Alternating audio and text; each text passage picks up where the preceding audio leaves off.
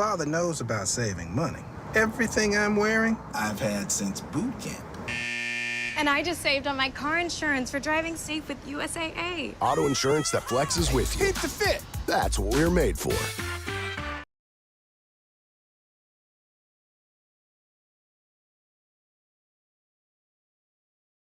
Hand off your taxes to an expert in your neighborhood. Now, your TurboTax expert can file for you, so you don't have to miss a moment.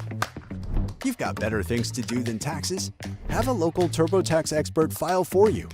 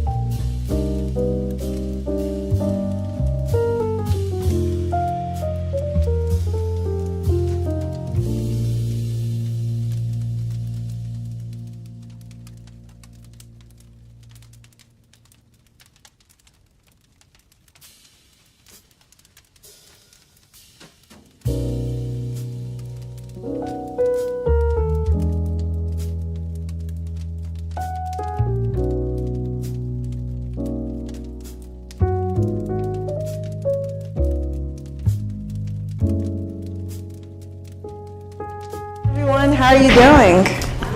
Y'all good? Y'all can hear me? I'm gonna take this off. Okay, well, thank you guys so much for coming. This is Buy the House, Build the Wealth. My name is Crystal Smitherman. I have the pleasure of serving on the Birmingham City Council representing District 6, which is where you are. This is something that came out because these are three individuals that I absolutely respect so much. I call them the Big Three, but they have a lot of knowledge and wealth to give you, from life insurance to financial literacy to how to set yourself up financially when you go to the bank. Things are very important. All four of us believe in generational wealth, so from the beginning to the very end. So take good notes, listen, ask the questions at the end. So they'll speak for about 10-15 minutes, then we'll have a Q&A at the end. And also, we have food in the multi-purpose room, which you can get afterwards. It's Chick-fil-A, chips, soda, and water. So also, I want to recognize my staff member, James Fields, raise your hand, my neighborhood liaison as well. And also my marketing team, Maddie and Ashley, if they'll wave their hands, and then Kim with PIO, and my parents. So the first person you will hear from is Joel Gardner.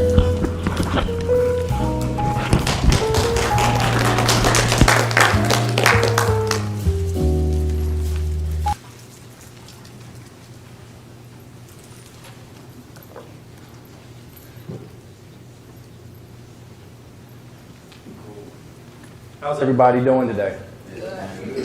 That's good. So first and foremost, thank everyone for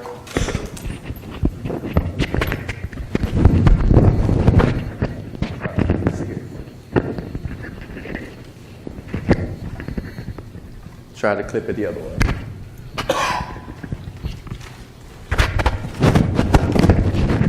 That's better? All right, cool. So yeah, thank you everyone for coming out. I know it's 6:42, and most of us have just gotten off a hard day of work, right? So this is probably the most valuable time of the day. So thank y'all for sharing it with us. So we're going to try to share with y'all need to know some brief things about home ownership, about building wealth, and about insurance.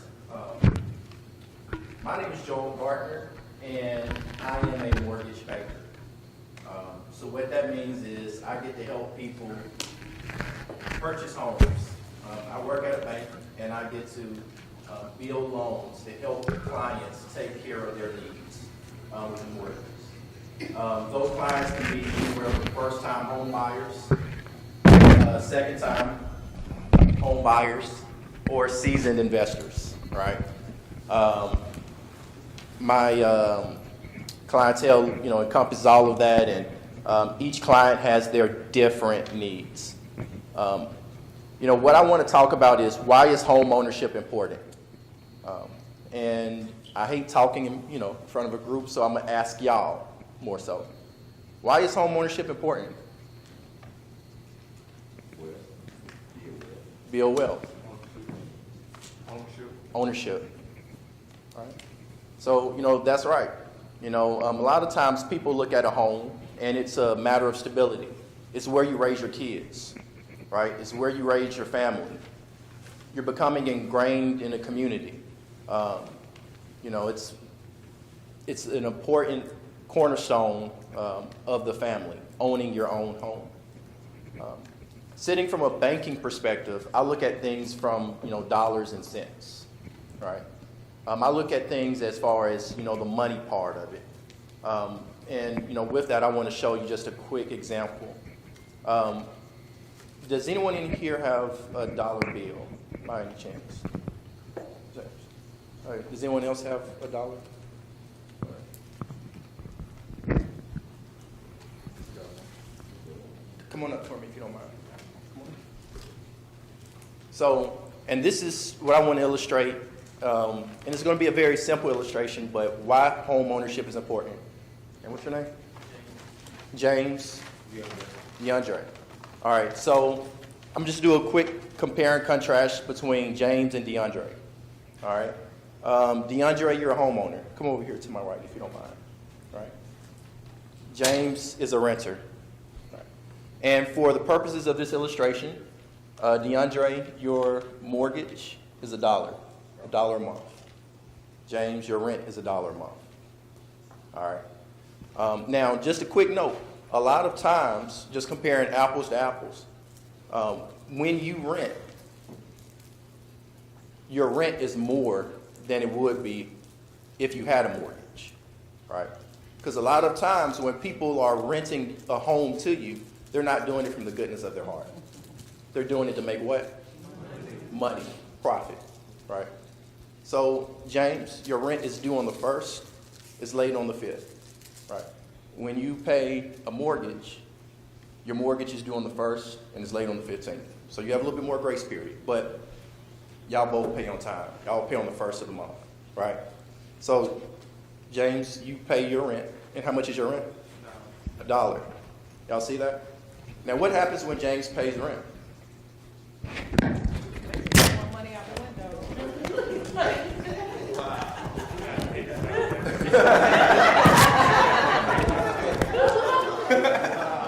You don't really get to do anything with it, right? That money is no longer there. Once you spend that $1, right, do you get to use it anymore? No, right? But DeAndre, can I borrow $1? So, DeAndre, right, he owns his home. Now, let's just for purpose of illustration, in that $1 that is in his mortgage, at the bank, we call it PITI, pity, right? Principal, interest, taxes, and insurance. So this $1 represents that, right? And, you know, I'm a banker, but I also do jokes. I'm a comedian. So I say, you know, you go to work for 40 hours a week, 2 weeks, and you get a paycheck, and it's a pity that your check has to go to bills.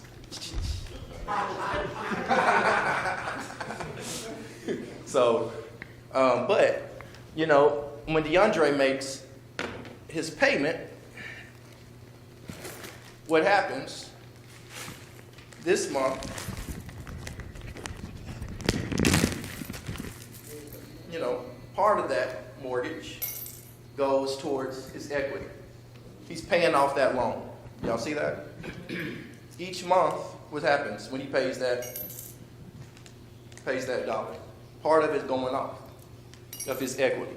He's paying off that loan, right?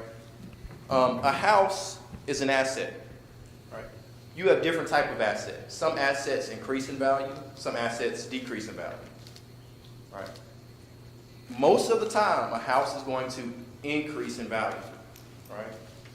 Meaning, what you owe on it today, what you purchase it for today is going to be worth more in the future. So you buy a $100,000 house today, next year it might be worth $105,000.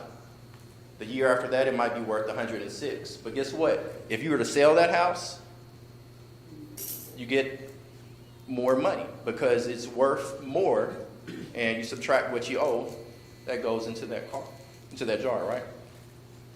Taxes. Every year around February, March, around this time of year, we all file taxes, right? You get deductions if you're a homeowner. You can write off the interest, right? DeAndre, you know, let's say he expands his family. He has kids. You know, he marries a woman and they need a bigger house. What can he do with his current house? He can sell it, or he can rent it, right? What happens when you rent it? Right? Y'all see that? This is a real life. It's a very simple, very simple example.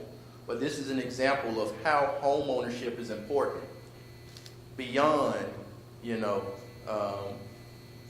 the stability for a family. You know, looking at dollars and cents, this is why home ownership is important, right? Y'all understand that? Y'all with me? Yes. Y'all give a hand to James and DeAndre for me. I'll take it back up. So, So the next question is, how do you then buy a house, right? And just a quick tidbits. When you go to purchase a house, when you go to get a loan, we look at a couple of different things. We call them the C's of purchasing a home. The first one is credit, right? Everybody has credit. Everybody has a credit score. How many people have heard of credit before? Raise your hand. Right. So with credit, you have TransUnion, Equifax, and Experian. Right. They're all different credit bureaus, and they look at you differently. They all have different algorithms or different formulas to how they compute your credit score, right? But they judge you off of everything you do, whether you pay things on time, whether you pay things late, whether you overcharge a credit card, or whether you pay it right, right? Those things matter. That's called your credit. We also look at your capacity. How capable are you to pay a loan back? And with that, we look at what's called your debt to income ratio. How many people have heard of that, debt to income ratio, right? How much do you have going out versus how much do you have going in? Right. One of the biggest things to stop home ownership for you is purchasing a car before you purchase your house, right? Or even when, getting a more expensive car note, right? Guys, other things, child support can be a very big prohibitor from you being able to purchase a home. I'm not going to say it's always going to stop you, but it's going to make things harder. Right? The next C that we look at is capital. Right? Money. It's very, very, very possible to purchase a house without having a down payment. Right? Generally, people say they used to want to save 20% for a down payment. Did y'all ever heard of that back in the day? Well, now there are loan programs out where you don't need 20%. At South State, if you have a 600 credit score and if you're a first-time home buyer, you don't need a down payment. And there are grants out now that will give $15,000, $17,000, $20,000 for you to purchase a home if you're an educator, if you're a first responder, or if you're in the health field. So if you're a nurse, a doctor, or if you're just the person who checks people in when they go to the ER, right? Now, if you're doing other things, such as purchasing an investment property, yeah, they're going to look at you a little bit differently. You need to put down 15%, right? Or let's say you wanted to have a house in Atlanta so you can go visit your brother or your sister-in-law or whatever. Well, for that scenario, you'd have to put down 10%, right? So everything can vary depending on what you're looking to do. Every loan is different. Everybody's needs are different. Really, I just wanted to I know we're going to have a question and answer portion later where we're going to be able to talk more. But I just wanted to do a quick dive into a mortgage and what I do, and thank y'all for y'all's time right now.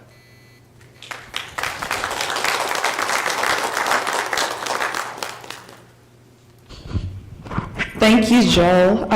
Next, we will have Isaac Cooper with IMC Consulting. He does a lot of great work. He is known for his financial literacy. He actually goes, I think he told me, to almost 60 schools he and his team go through every semester, but he talks about everything from budgeting to stocks. And so next, we're going to talk about how you can prepare your finances to buy the house. All right. Can y'all hear me? Is this oh, okay. All right. I guess I got to be near right here. How we doing this evening?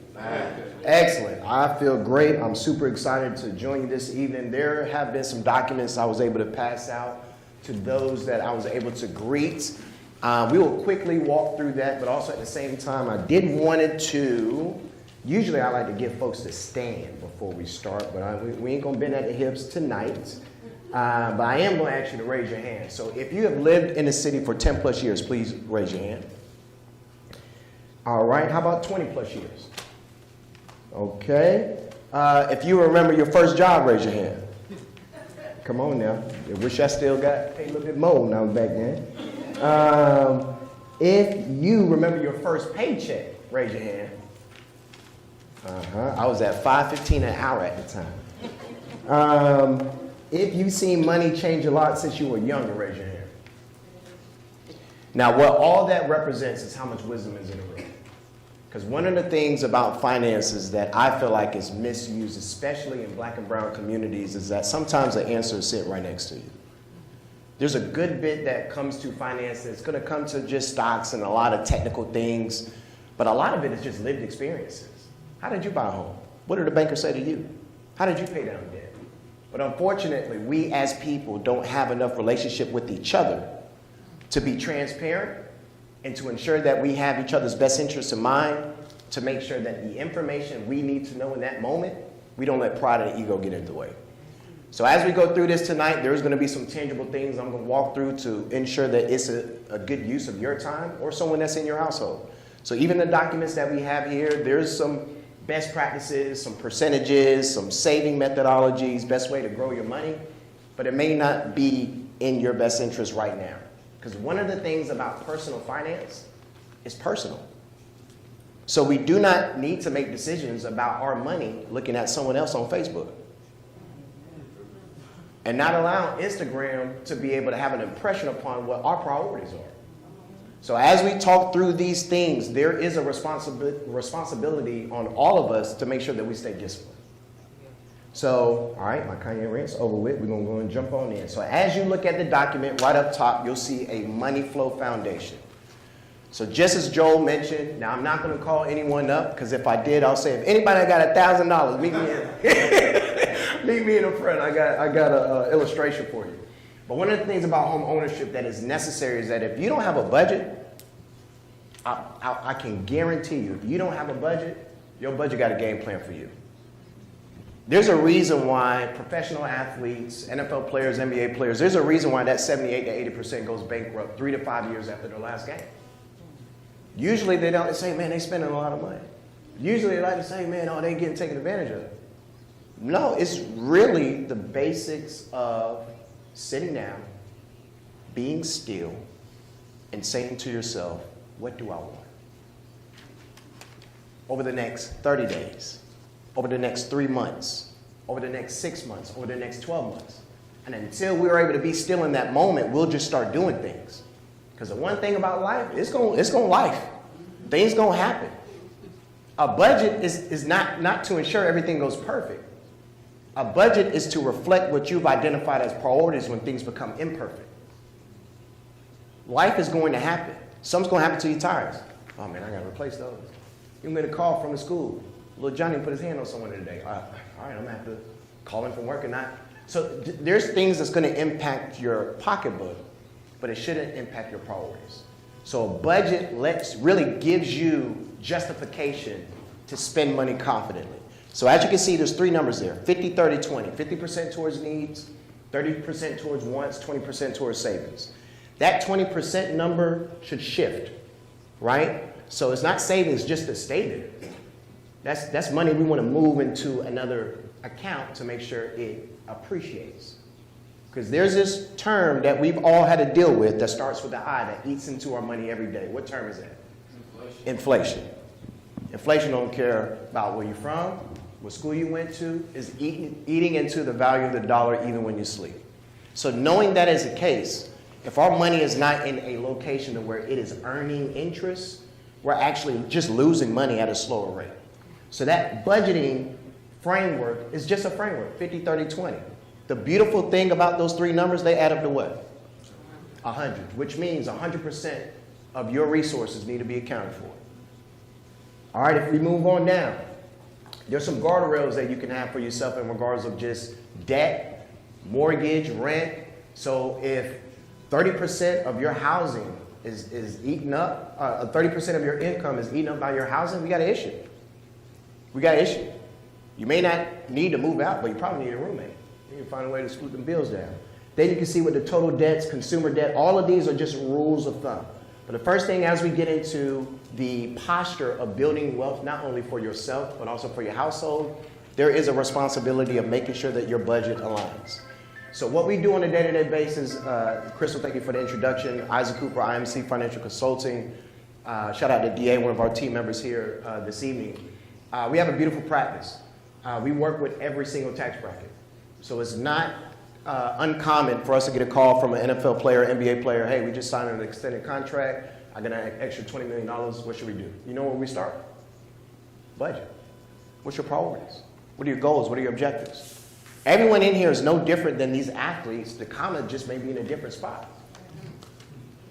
You still care about your family. You still want to do in the best interest of you and whatever comes after you. And you probably want to live in a particular way to where you can enjoy life because we've been sacrificing for so long. So this information is due to us. And we've been living, I just don't know if we've been communicating within our own communities. Because even once we get to the point of, it may get to a time to where, the money that's coming in ain't lining up with the money that's going out, to where, I may need to use the bank's money or I need to establish some good credit.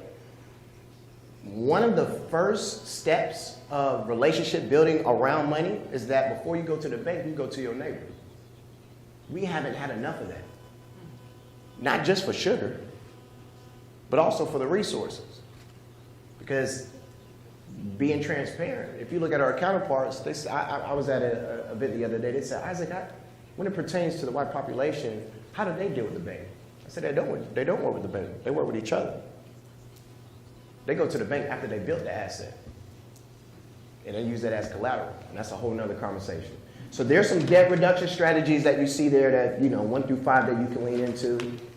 The avalanche method, the snowball method. And then if you turn that document around, there are different types of investments. Now, this is not a recommendation because I don't know your situation. I don't know your income. I don't know your debt level. I don't know what your expenses are. I don't know what your goals are over the next 3 months, 6 months, 12 months, 5, 10 years. But here is some safe, vetted, responsible categories when it pertains to investing in the market that you can at least rely on. So you have mutual funds, you have ETFs, you have index funds. We're not going to get too deep into it right now. Just know that this is a basket of companies that have a track record and a history that you can rely on, that you can put your money into and ensure that it will increase over time. Investing is not for the short term. That's called trading. So if there's anyone speaking and, let me show you what happened today. I was just in class, as Crystal mentioned, we are in 50 plus classes a week. And we're teaching at elementary school, middle school, high school. And we like to, live what we preach. So the students asked me, Mr. Cooper, what you invested in? I said, boy, it ain't looking too good right now. Everything going down. I said, but the good thing about that, I got money set aside for these moments. Because if them J's that you're wearing right now cost $250, and it went on sale for $75 the next day, you gonna get them J's? They said, yes, sir. And I said, I just bought me some J's this morning, AKA stocks. So this information here will be, it is incredibly important to make sure that, again, we're not losing money just at a slower rate. So there's some ETFs, and again, we'll get into a little bit more detail if there's some specific questions. Then I wanted to make sure that we had some allocations based off of how you should invest.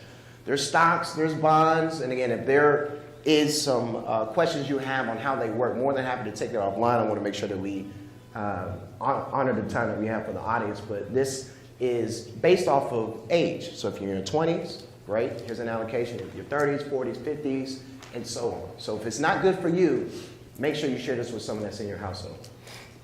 If you move on to the last page here, you will see one of the main components of what Joe was talking about in regards to just the beauty that home ownership establishes for yourself. This is my first time in this church, but I actually live about 6 minutes away. So 35211 is my zip code as well, right? And so that was the first home my wife and I purchased together. And when we closed on a home, we actually already had $35,000 in equity. We can leverage that. We can use that. And there's a sense of ownership. Home ownership is beautiful. I don't know the last time somebody washed a rental car. I'm taking that thing in there dirty, and you're going to have to put gas in it too, because it's not mine. But when we bought that house, and if you ride by Abundant Harvest Church, you're going to see me outside picking up trash, picking up the neighbor trash. Because if I own it, that means I care about the value of it. And I'm going to treat it that way, right? So home ownership, it really builds dignity within a community, but it also gives you an asset that you can leverage. One of the main things about money and wealth, I'm going to say two things. You can tell when you're really talking to someone that's making some money. You know what they're talking about? Let me start. You know what they ain't talking about? Sorry for the grammatical error there. Making money. You know what they are talking about? Avoiding taxes. I already made the money, Isaac. That was the easy part.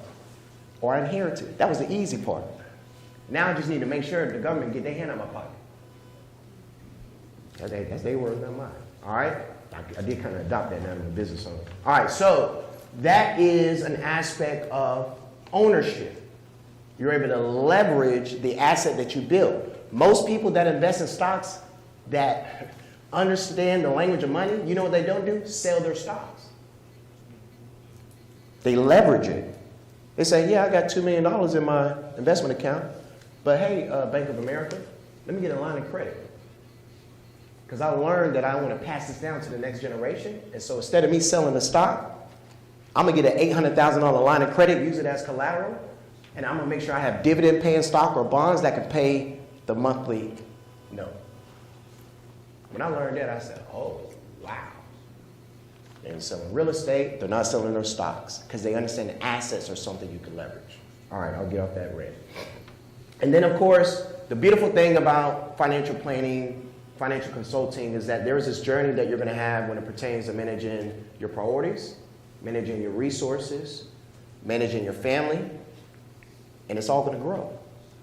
And then at some point, you want to make sure that, because it's inevitable, death is batting 1,000. At some point, we're no longer going to be here. But there's an investment of our time and our resources that we need to make sure that is left in a proper way to ensure the next generation can honor it. And that's through estate planning. And so I know that there is going to be a series of conversations in regards of the assets that we're able to build through home ownership, the assets that we're able to appreciate through proper management, and then as well the transfer of that value that you establish for you and yourself in a way to where, you know, you may not physically be here, but you're spiritually here based off of the discipline that you implemented within your financial plan. So I'm honored to be able to work with you this evening. Looking forward for any additional questions, and I think that's it on my time. Hello. Thank you, Isaac. Lastly, we will hear from Miss Kate Bushlawn with Bushlawn Funeral Home. She's going to talk to you really just preparing for life afterwards, and she'll kind of talk about the importance and some of the things she's seen happen with families. So, Kate, take it away. Wow, it sounds like a funeral in here. Good evening. How y'all doing this evening? How you guys doing this evening? There we go. Well, like she said, my name is Lillian Kate Bushlawn. I'm a second generation funeral home manager now. My mother, who is the president, Lavoria Bushlawn, is here. We're with Bushlawn Funeral Home, and we celebrate 50 years of service this year, so I'm excited about that. So by me telling you that, I actually embody generational wealth. And that's something that we want to promote within our community, so that's why I'm here. I am the last person to let you down. Did you know that?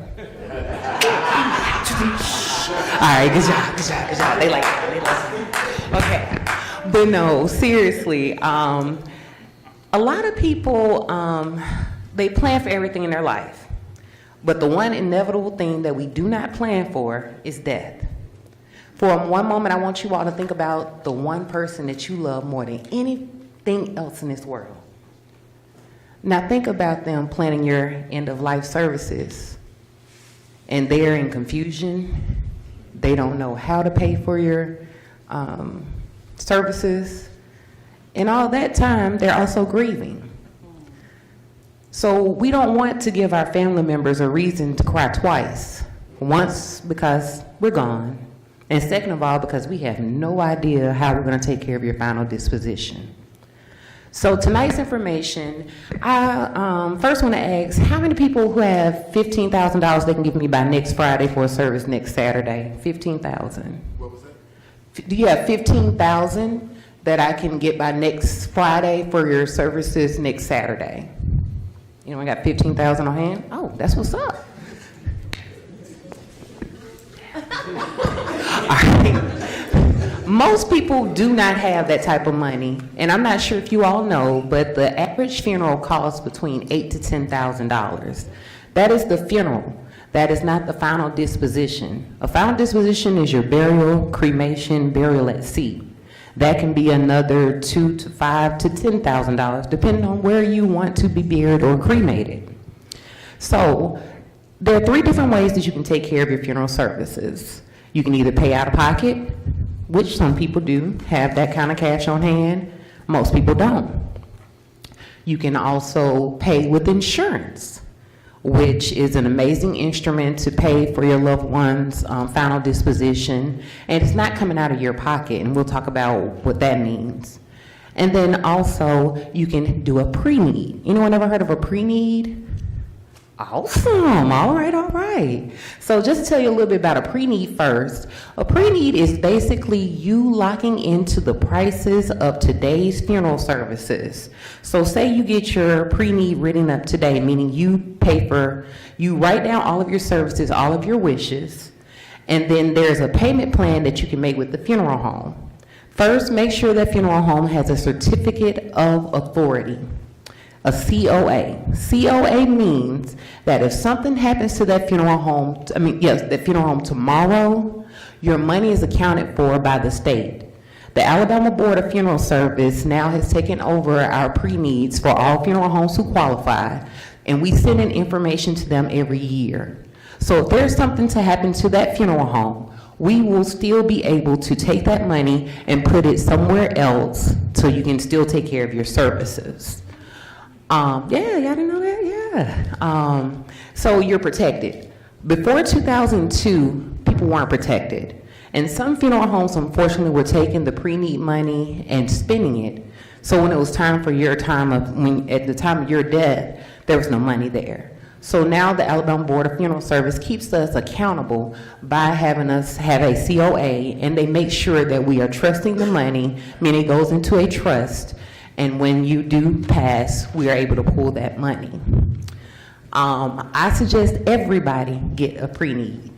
One, it tells your loved ones, what do I want when I pass? It says what color casket I want, if I want direct cremation. It pretty much lays out the services for your loved one, so that alleviates a little burden off of their back. Also, with Bush Lawn, you can pay it off in 3 years. So you're not paying $5,000, $10,000 in one day.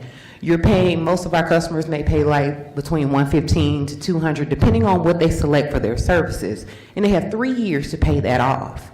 That's a little bit more of alleviating the suffering of losing a loved one when that time comes. The second instrument of payment would be life insurance. How many people have life insurance right now? Oh, this is awesome. Glad to hear that.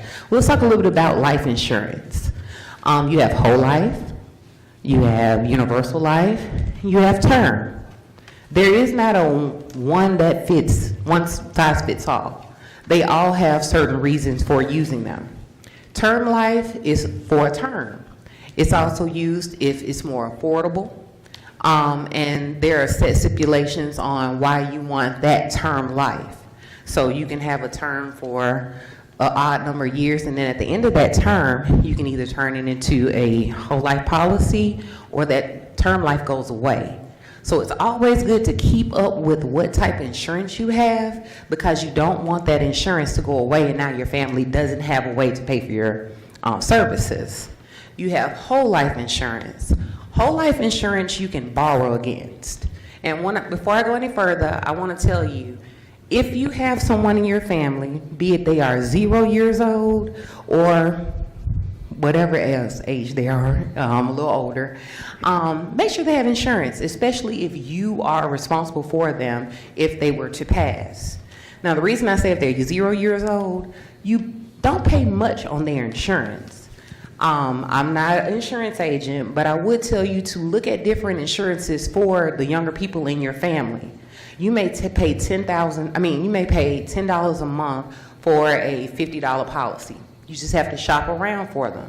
The great thing about it is, hopefully they want to go to college.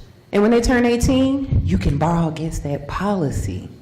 Now, you don't necessarily want to borrow against that policy because it will come back and bite you if you don't pay it back, because that takes away from your policy, and then you won't have it at the time of their demise if, something was to happen.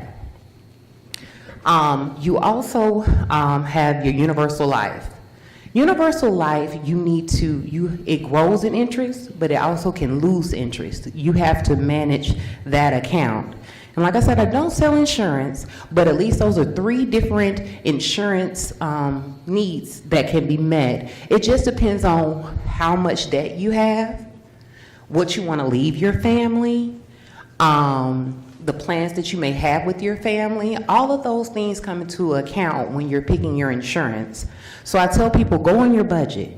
Go on what you think you would like to leave your family and you can afford to leave your family in their time of need. Just to give you an example of every day for me, most times when families sit across from me, a statement that I hear a lot, that I cringe when I hear it, they say, "We didn't expect this. Can you help me?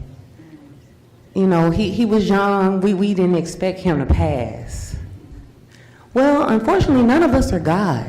So we cannot say when we're going to pass. As sure as you're born, you will die. And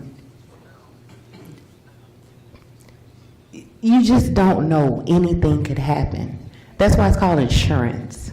So get insurance on yourself. Get insurance on anyone who will be responsible, you will be responsible for in the case that something happens.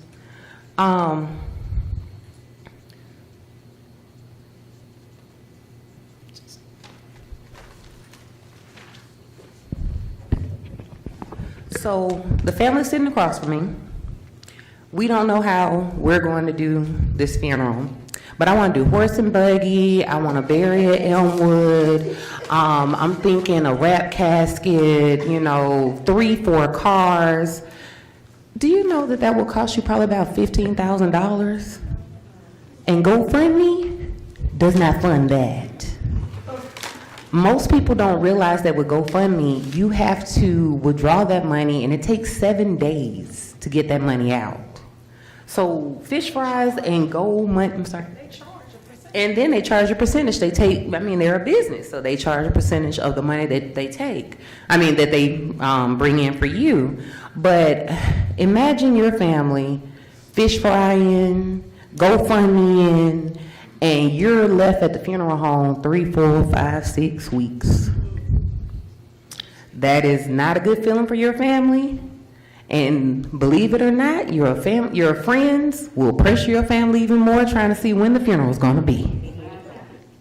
So it's best to prepare now so that we know that we'll be able to pay off that mortgage if our spouse was to pass. Take care of our children if our spouse was to pass and we need help raising them. Anything that you would like to see your family have pass when you're gone. And the greatest gift of that is peace.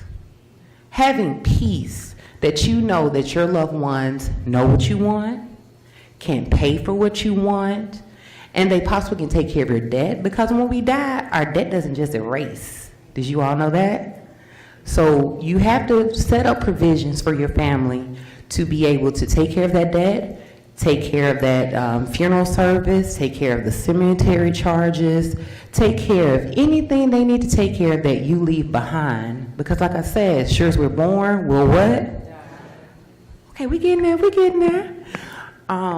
But I just want to really impress upon everybody that things happen. That's why they call it insurance.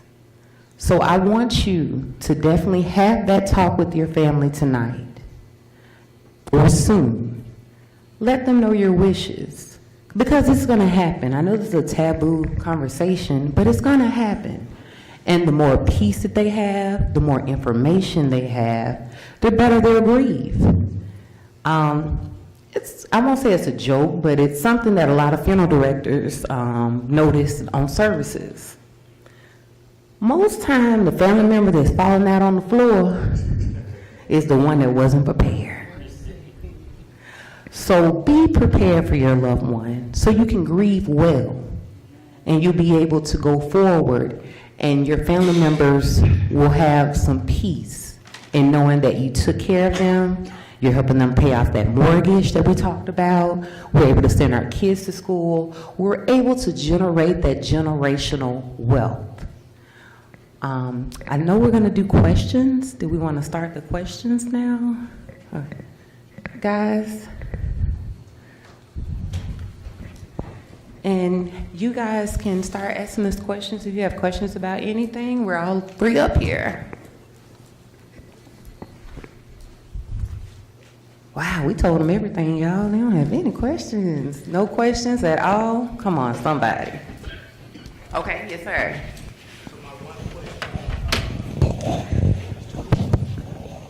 Been seeing a lot about, not sure if it's ETL or not. So again, for Mr. Cooper, been seeing, I'm not quite sure if it's a ETF or a particular stock, but it's called VOO. I wanted to ask you about that, and what was your opinion on that one? Absolutely. So for those that have the documents in front of them, there is a list of ETFs that are vetted. My brother, what's your name, boss man? Victor. Nice to meet you, brother. The one that Victor just mentioned is actually a very popular ETF. And so an ETF is kind of like going to a food truck, to where there's already a prepackaged meal that you can choose, but you can make some differences, you can make some edits to it, you can change it throughout the day. Like it's already there, but you can make some changes throughout the day, right? And so the other side of it is an index fund. We hear a lot about index funds because it's already prepackaged, but you can't make any edits to it. So with this ETF, it's actually tied to the S&P 500. Standard & Poor's is the technical name. This represents the top 500 companies in the United States, and so it tracks alongside that. And so if you invest in that ETF, you're not going to go wrong. You mentioned PMI in your presentation. Did you say that certain loan options? Excuse me. Did you say, this is in reference to PMI, private mortgage insurance? You said there's some products out now that you avoid the PMI without the 20% down? That's correct. There are some products that if you do not put down 20%, you do not have PMI. So on bank portfolio loans, those traditionally do not have PMI.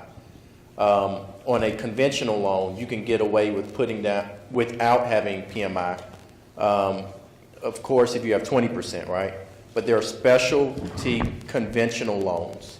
If you put down 10%, 15%, you may not have to have PMI as well. Now, those would be what's called lender-paid PMI or LPMI, right? And with that, you'd have a higher interest rate, but you won't have that PMI. And between that, it'll offset, and you might end up with a lower payment, just depending on your credit score. What is PMI? Great question.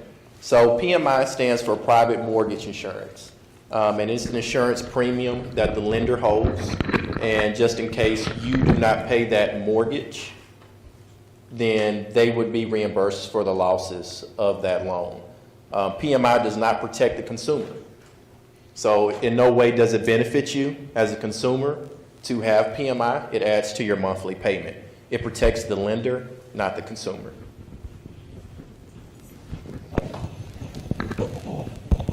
Hi, good evening to the panel. Just want to say this was some great stuff from each and every one of you. My first question is for you. So I was actually blessed, and I purchased my home back in 2011 when it was a really good time to buy. And I have a ton of equity right now, and I just want your personal advice here. I'm torn between keeping and selling.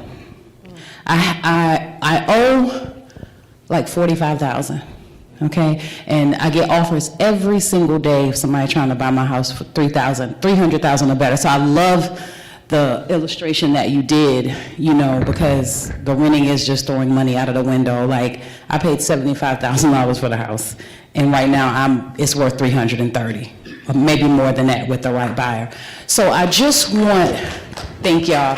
I just wanted to ask you, you know, like, I'm kind of torn, right? Because I live in Atlanta, and, you know, I know I'm never gonna see the type of mortgage that I have again, but I'm just really, really torn. Should I keep this and keep it as a cash cow, or move on? That's a great question. And if I can just say, that is a wonderful situation to be in. What a lot of people find themselves in with low interest rates, or if they have all the equity that you have, you know, it's kind of like free money. You know, if you go out there and try to get a loan, you know, a lot of times, you know, the 3% interest rates or, you know, lower, you're not going to find that anymore. Right? So, you know, really that is free money. You know, actually I had a customer today who went through a very similar situation. And my advice to him is for him to secure what's called a HELOC, a home equity line of credit. Okay. And it allows you to tap into that equity without you having to sell that property. So this gentleman, he owns a home in Midfield, and his home came in at $240, but he only owed $130 on it. And what he did is he was able to get a $75,000 line of credit. And what it acts as a second mortgage on that property. And it's a line of credit, so he can always go back to it, he can access it, he can pay it off, he can access it again, he can pay it off. When he does not have a balance, there is no mortgage payment. It's a very good vehicle, right?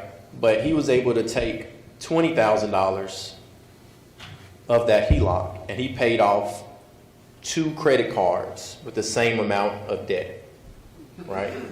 And just by switching that debt from the credit cards to the HELOC, this guy is saving $430 a month. $430 a month. It's not new debt, it's not additional debt, it's the same debt. It's just transposing it from a higher credit card interest rate to a lower interest rate from that HELOC. But it sounds like you're in a great situation. You know, if you don't have to sell, you might want to look into renting, you know, but if you do rent, one thing that I always tell people, because I got to do it before, is there are codes to renting, right? There are rules and regulations to renting.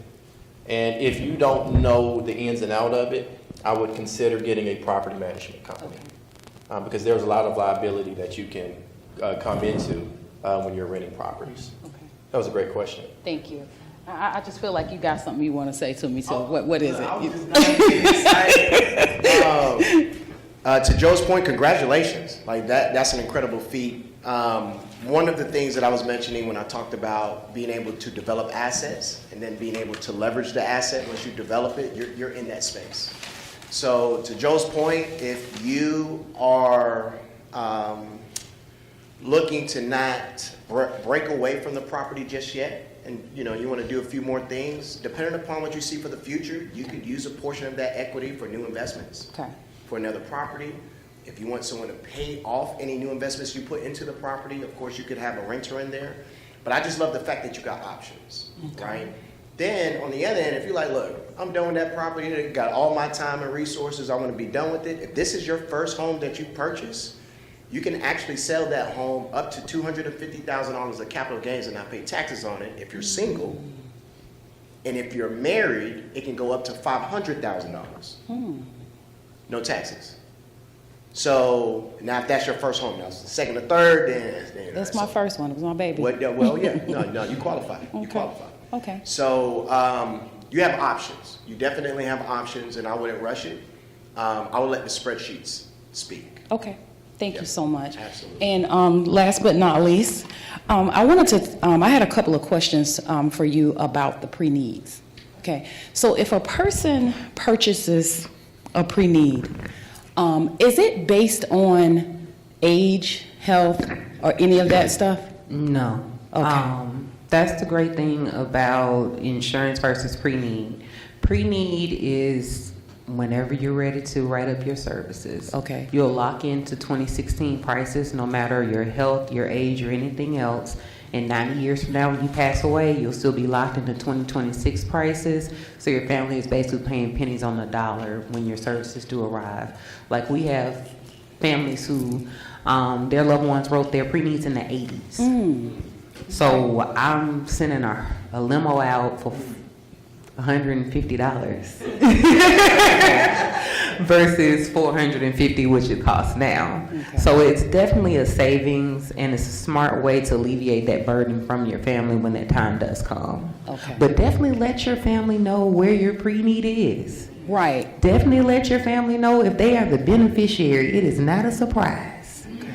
Because I will tell you this, if your loved one passes away, you know they have an insurance policy, but you don't know the beneficiary, you may not be able to use that as assignment on your funeral.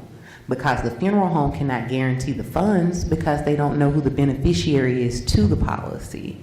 So, and some insurance companies are very helpful. Some of them will make you run and jump through every hoop they can find. I, again, do not sell insurance, but I will tell you Funeral Director's favorite insurance company is Mutual of Omaha. Really? Why they are my favorite? Because when the family has sat across from me and written up their services, I will call the insurance company and I'll tell them that I have an assignment for $14,000.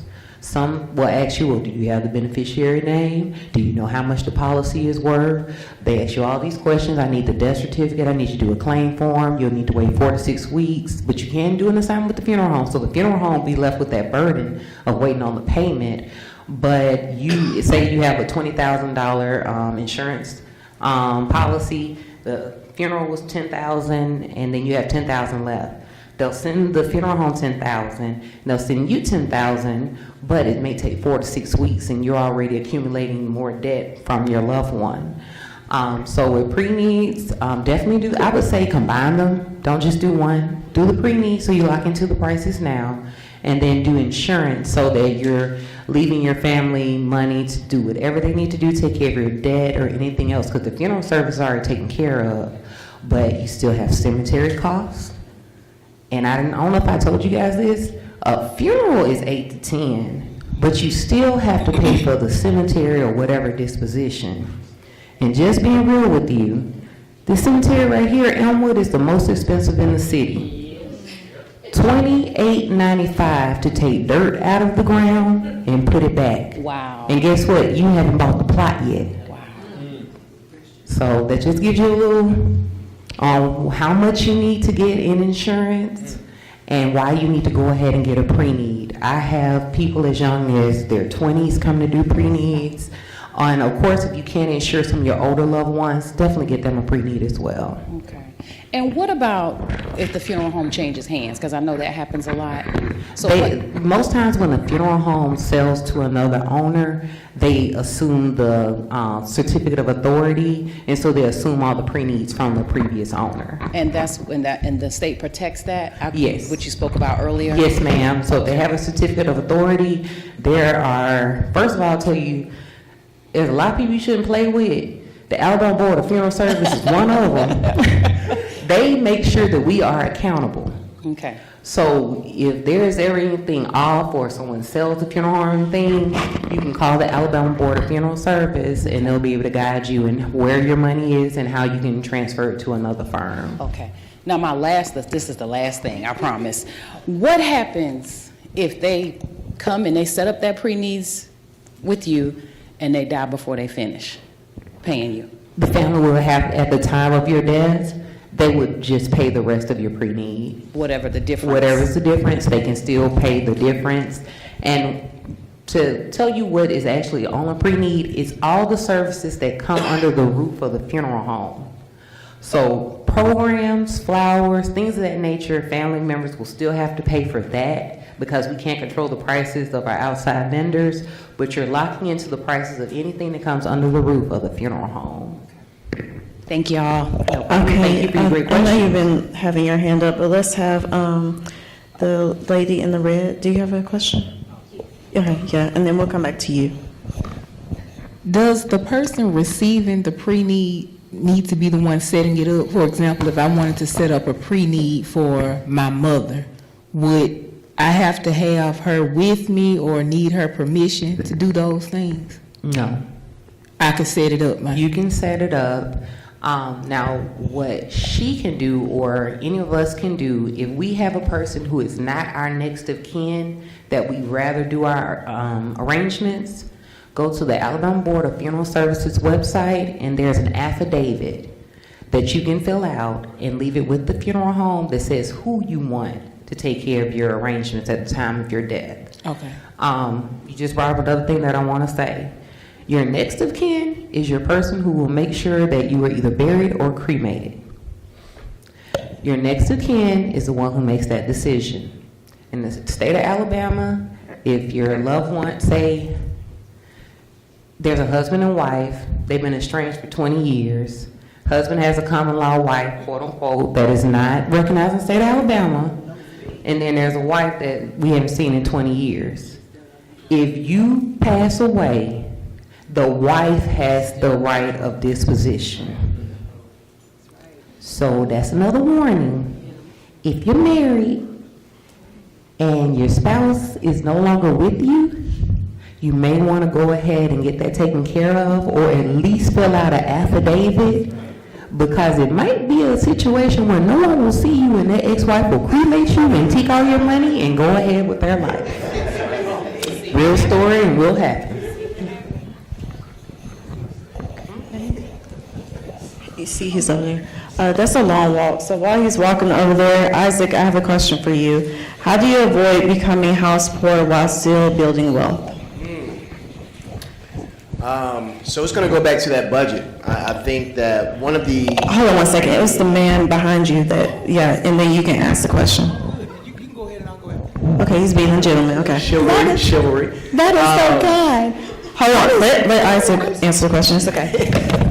It's going to boil down to the budget. One of the things that is hard for us to get away from is that whenever you're looking for a home or you're excited about a home, you fall in love with what it looks like, but you don't fall in love with the budget that it takes to be able to maintain a home. Because home ownership is excellent, but the maintenance that comes with it, that comes with discipline, savings, and things are going to happen. I just had a situation happen at our home. It cost us 10 grand.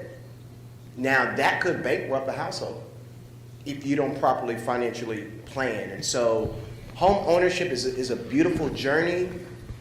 If it is a crunch on your finances, you just may have to get creative. You may need to find additional income that's coming in or reduce some of the expenses, because the home may not be the true burden. It may be your lifestyle. So there may be certain expenses tied to your lifestyle that you're trying to do either to keep up with the home or an appearance that we just have to address. And so one of the things about budgeting is that budget and money has no emotions. Absolutely, yes, sir. I'm gonna piggyback on that question if I can. And one thing I always tell my clients is there's a difference between a starter home and a forever home. And a lot of times, coming out, we want to keep up with the Joneses, and we go on Facebook and we see everybody get these nice $250,000, $275,000 homes in the suburbs. You feel me, right? And that's great for some, but for others, that's not necessarily needed, right? What might be needed, as opposed to going to the suburbs, for a single man, go and get you a $115,000 house in the inner city, live in it for 2 years, and rent it, and then buy a house that's 150 next, live in it for 2 years, and rent it, and then do it again, rinse and repeat, rinse and repeat.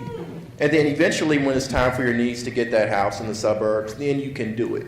But what you'll do is you'll create situations where your housing will be taken care of, and your housings will be paid by your other housing and your other housing, and it won't be a burden for you. Awesome. Raise your hand if you own a home. I thought it was the majority of the room. Well, a lot of the advice, even though it may not pertain to you, I'm sure you guys have nieces, nephews, grandkids, kids. It's very important that we start early with things like this so they can build their wealth at an early age. Okay. I think this young lady had a question. Yes, ma'am. I just really have a comment. So I'm a State Farm insurance agent, and my team member sitting next to me, she told me about this event yesterday. So I'm so glad that we came because this was really good, very informative, and you are so on point with insurances. You summed that up so well. So I just want to say I'm so glad that we came. This was very great, very awesome, and I learned so much about the pre-needs. It's very insightful. So it helps me to when I cannot get a customer to otherwise get life insurance, to definitely come talk to you. But also us who do have life insurance, we do think that, hey, we've already planned for the services, and I know we have solid family members and those that we put on our policies that we think can plan the funeral, but it did give me a different perspective on, you know what, maybe some of this pre-planning we can do even though we have insurance. I just want to say this is great. We're so glad to be here. I've been in the area 5 years when I, came here to start and be self-employed here in Birmingham. So this is very nice. And then the cherry on top is that I'm Church of Christ. So I don't know who's Church of Christ. And so I've been here at this at this location at least once since I've been here in Birmingham. So it's just great to be here, and this was very awesome. So great job. Awesome. Thank you for coming out. And what's your insurance agency again? I'm sorry.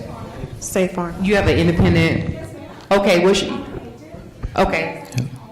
Homes, and I tell you what, Tamika Holmes, before she leaves out, you guys, just get a card. It does not cost anything to find out how much can I afford as far as insurance. Yes. If you will be responsible for somebody, find out how much you need to budget each month to ensure that you will be able to cover them if something was to happen. Yes. Oh, wait, no, this man over here, he had a question, and then All right, the lady in the pink. Perfect. I have a comment and and a question, but I also want to echo what you said. It's been some great information. I have a unique spot because the first home I purchased, Joel actually worked with us through that process, and then I get to work with Isaac on a daily basis. So you see what he said in 15 minutes. But Ms. Bushel, what you talked about, it made me think about just how important it is to do. A lot of people raised their hands and said they had insurance. Making sure you do annual reviews.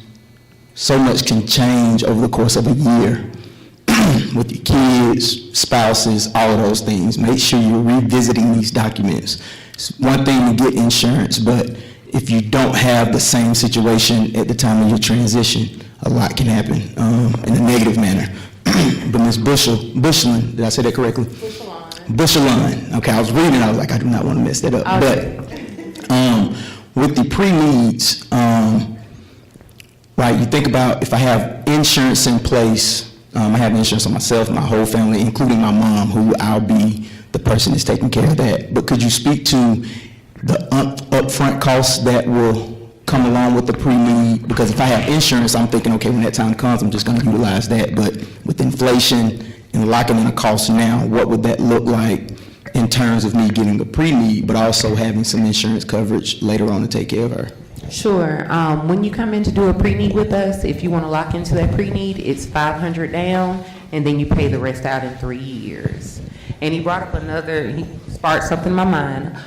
If your beneficiary passes away, replace them with someone else, because you will still have to go through the hoops with certain insurance companies if you don't have a beneficiary that is living. They may ask for their death certificate. They may ask for a lot of different things that you may not just grab. But definitely update your beneficiary. And one really important thing that I didn't say, your insurance cannot have an assignment taken on by the funeral home unless it's at least 2 years old. Yes, some of your insurance policies, the day that you sign them, they are effective, and your loved ones eventually will be paid from that insurance. But if you want to use an assignment, meaning you want to use that instrument to pay for your services, it must be at least 2 years old. So go ahead and get it yesterday, so you'll be prepared at the time of your demise or your loved one's demise. Awesome. Good evening. Well, you just answered my question, because you see so many commercials say that if you purchase this as soon as it's going to become effective the same day. So that's what I was going to ask. Do you have to wait 2 years, or is the policy effective the same day? Also, with your prenatal, do you do prenatal with the cemetery too, or just the funeral home? We only take care of the funeral home, but some cemeteries you can do pre-needs with them as well. Yes, we have our prenatal with Elwood, bought it back in 2015 for $2,300, and now Elwood is like $5,000. Absolutely. So the back graves are probably about $5,000. The front is about $10,000. You want to go in the mausoleum, you're looking at about $10,000. Let's account the vault, the opening and closing. There are a lot of other costs that come outside of just the funeral costs. So great point. Check and see wherever you want to be wherever you want your final resting place to be. Call them and see if they do pre-needs. Call them and see how much you will need to, bury in their property. That way you can kind of budget out how much your family will need at the time of your demise. Okay, perfect. We'll take 2 more questions, this young man, and then Mama, you can ask your question. Well, first thing I want to say is thankful for the information. Probably the youngest in the room. Being able to get the knowledge. I think Mariah got you. She's in high school. Right there. Who got me? Mariah, she's in high school. Okay. That's good. I'm glad, because I'm usually the youngest. That's good. But thankful for the information, but I also I had a comment and a question for Joel. The comment was just about the importance of home ownership. I am a realtor in Birmingham. Just got recently licensed last year. Congratulations. Just the importance of, I guess, being a leader for the community to show people and have the knowledge of it. So kind of on the investment side as well, I know some things there. You mentioned about buying the first house. And so I kind of thought about like house hacking. I don't know if you're familiar with that, but basically where you move into a house, it could be a duplex, it could be a single family home, then you maybe rent out, like he mentioned a roommate. And so that helps take care of some of your mortgage. And also being able to build equity at the same time. But then I also had a question about who you with again? South State. Okay. Do y'all offer the 100% financing that's currently going on? We do. We have a lot of 100% financing products and down payment assistance grants as well that will cover closing costs.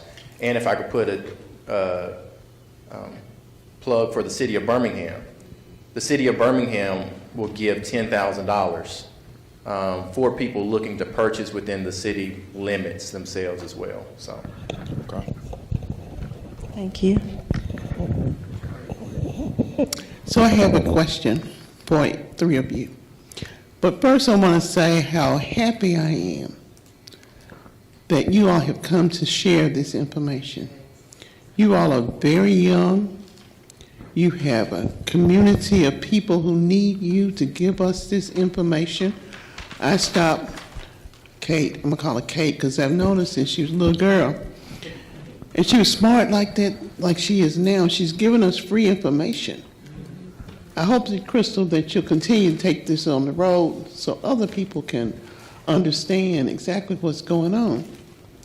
Mr. Cooper, you're the person that turned the Civil Rights Institute around. Congratulations. That's a wonderful thing.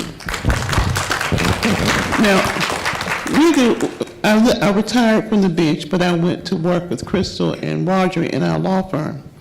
and we do like civil cases.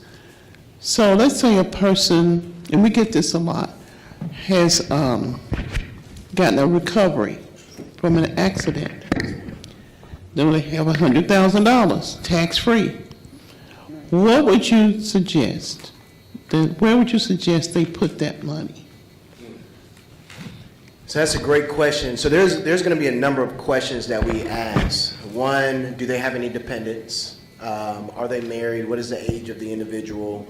Once we see the amount, then we're going to be very curious on what money they owe currently. Do you have any current debts? Are there any credit cards? Are there any auto loans? Are there any student loans? What's anything that could hold you back from advancing your situation? And then from there, then we can start talking about ways in which they can start making money with the money. Because typically, one of the things that we're not able to do as people is think about that type of money coming into our account in one sitting. And so the same thing that we do with our athletes, the same thing we're doing with these NIL athletes that's making a lot of money, we actually have them just sit for a little bit. Just sit for a month. Let's just think about your goals, your objectives, what you need to get done. Because as soon as you move this money into an account, now you have to be accounted for those dollars, right? And so if it's not in alignment with what you need to get accomplished 6 months out, 12 months out, we see a lot of folks rush and put money into an investments, and then 9 months later they're pulling it out because there's a need they didn't account for. I see. So we would want to get very strategic on time-based goals, and then once we exhaust the stepping stones to ensure that you have a good foundation of financial wealth, it's not 3 to 6 months of bill paying ability saved up, 6 to 12 months, especially if you look like you and I. Because unfortunately, if we do lose a job, typically it's twice as long to be able to get back employed, right? So we double that amount of liquidity saved up. Then, of course, making sure that you have your defensive planning in place. If you do have dependents, it is critical that you have insurance, life insurance, disability insurance. So we want to make sure that you're bulletproof, that these dollars that came in as a lump sum, that you can really see the difference of your life from that particular moment with those decisions that you made. We just don't want to rush to make them.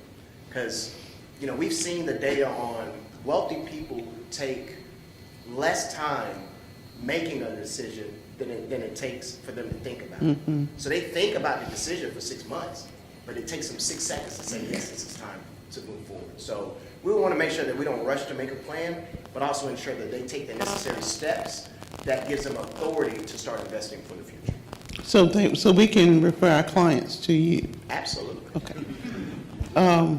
And Joe, you have done a marvelous job in the community, talking and telling people about home ownership and the free money that's out there. Because of the way the economy is right now, we need to know exactly what we're getting into.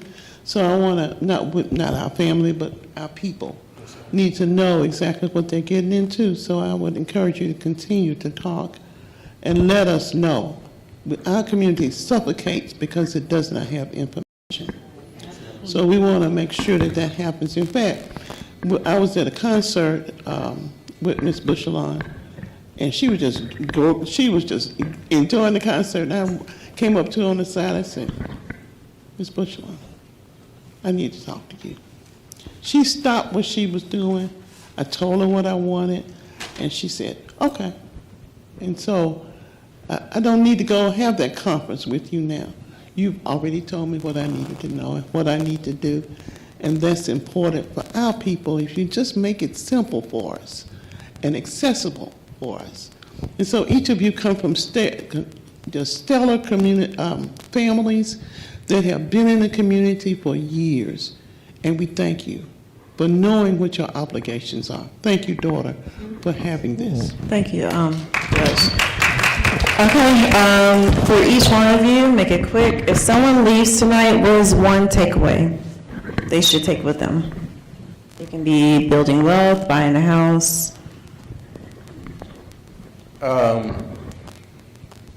If you can take anything away going towards home ownership, what I tell people is the hardest step is the first step. But don't be afraid to take that step, right? And, it's a lot easier than it looks. A lot of times that we can, not see the trees because of the forest. But, home ownership is worth it, and, go for it. Okay. Okay, I would say what I want you all to leave from here is, well, what I want you all to think about is, how do I want to leave my loved ones if something happened to me tomorrow? Do I want to leave them in chaos and confusion, or do I want to give them the last gift of peace? And if you want to leave the last gift as peace, definitely give me a call. You can find me on Facebook. Sometimes I'm going to have you laughing. Sometimes I'm going to be very serious. But either way, I want people to smile. You have no idea what people are going through. So just smile. If you're passing a stranger, smile. It has some magical powers that makes them smile back at you. And that's what I want to leave you with. Leave people with peace and make them smile. All right, Isaac. Two things, especially when it pertains to budgeting, investing, or allocating resources for the future.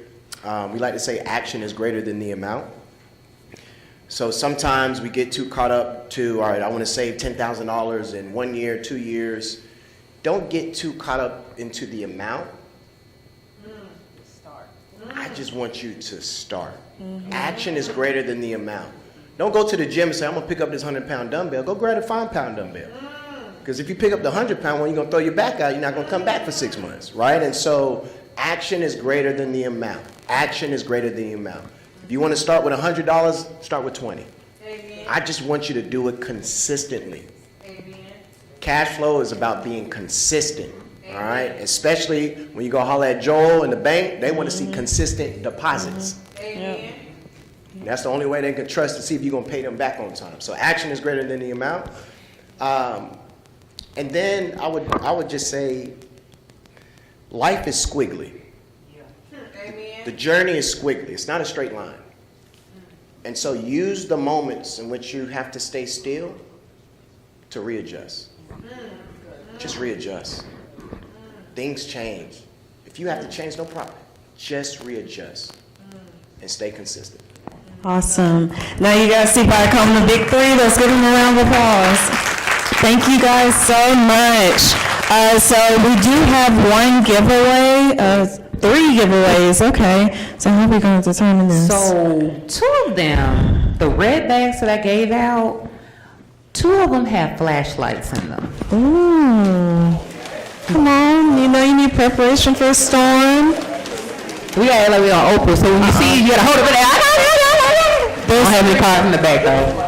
That's it right there. So there's one right there. It looks just like that. There's a flashlight. And there's the other one. And there's the other one over there. Awesome. So you 2 are the winners of a custom blanket. I'm going to give you my information. All you have to do is give me a picture, up to 4 pictures, and I'll make you a blanket with whatever you want to say on it or anything, and that'll be something that kind of love on you at nighttime, okay? Oh, that's so sweet. Thank you, Kate. Courtesy of Bushline Funeral Home. Yeah. And then we have one other. How do you want to get $25 gift card. Who was the first person to make it? Those were the 2 people that Oh, well, never mind then. What about the furthest distance? Yeah, who came the furthest distance? She said Atlanta. Who said Atlanta? Okay. All right. Well, let's make sure to see Kate afterwards. Okay, perfect. Well, thank you. Let's also give a round of applause to the church for providing the sanctuary and the multi-purpose room. Thank you guys so much. We reached out to a couple of churches, and Woodland Park Church of Christ was the first one to respond to us. So if somebody from the church can come up and pray over the food, make sure you guys get Chick-fil-A, chips, soda. If you didn't get a red bag from me, just meet me over there, and I'll give you one that has information, a couple little trinkets in it. But before we pray, I do want to ask a couple of questions. Did you guys enjoy this? Yeah. Okay. Would you guys like to see us do this again? Yeah. Okay, awesome. I do want to say another seminar I'm having, unfortunately they're not on here, is on heirs property. Heirs property is the Black Relatives kind of called this seminar something similar, what to do with Big Mama's house. So for example, if your grandma or your mom dies and you share it with 5, 6 other people, well, I'm going to tell you when it is. Say for instance, 4 people want to keep the house and 3 people want to sell the house. We'll talk about what to do next. We'll talk about how to protect your land. Even though you live in Jefferson County, a lot of our friends in the Black Belt and family members in the Black Belt, a lot of their land is getting taken away. There are many instances of this. So it's not just about you, it's also about buying the house and being able to keep it for that generational wealth. That will be March 28th at 10 o'clock a.m. at the Grove. That's literally down the street, and it will be posted on the flyer for the Birmingham City Council page and my page. Please make sure you tell people about it.